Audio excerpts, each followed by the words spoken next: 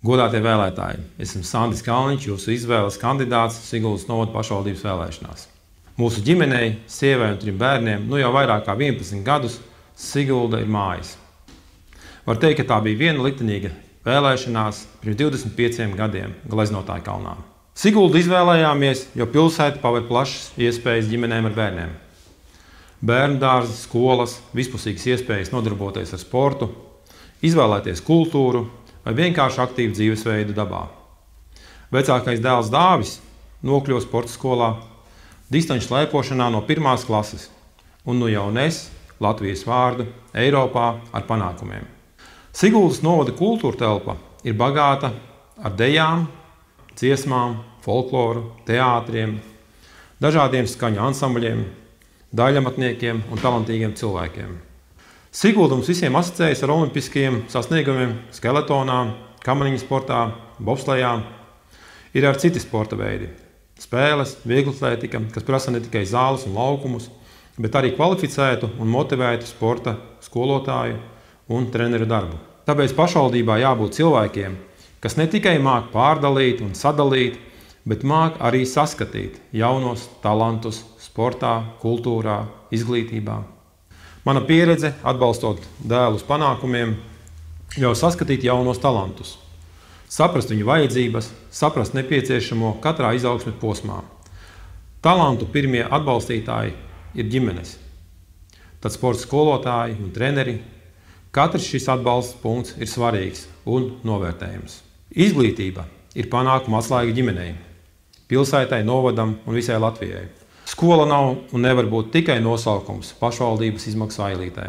Mums jārūpējas gan par Siguldas skolām, gan visām novada skolām. Novads, tāpat kā mūsu valsts, jāapzinās kā vienots organisms. Tiekoties ar Moris pamatskolas skolniekiem un skolotājiem, sajūt sirsnīgu attieksmi un pozitīvu saskarsmi. Tas liecina, ka šai skolai jābūt. Viens no maniem pirmajiem ierosinājumiem būs izbūvēt jaunu āra sporta laukumu, kas ļoti nepieciešams skolēniem un vietējiem iedzīvotājiem Morē. Rosināšu arī papildus satiksmes maršrutus, lai skolnieki un skolotāji var ātrāk nokļūt skolā un mājās. Veicināma būtu ideja par atbalstu Siguldas bērniem braukt mācīties uz novada skolām. Tāpat kā novada bērni brauc uz Siguldu. Vēlos pievērst uzmanību skolotāju profesijai. Tā jābūt cieņpilnai un nodrošinātai. Lielajās skolās vērojama skolotāja izdegšana. Tagad izglītības sistēmā ir hauss, kur dreifē neveiksmīgs skola 2030 projekts un vērtēšana metodika mainās ik pa pāris gadiem. Skolēni ir izmisumā.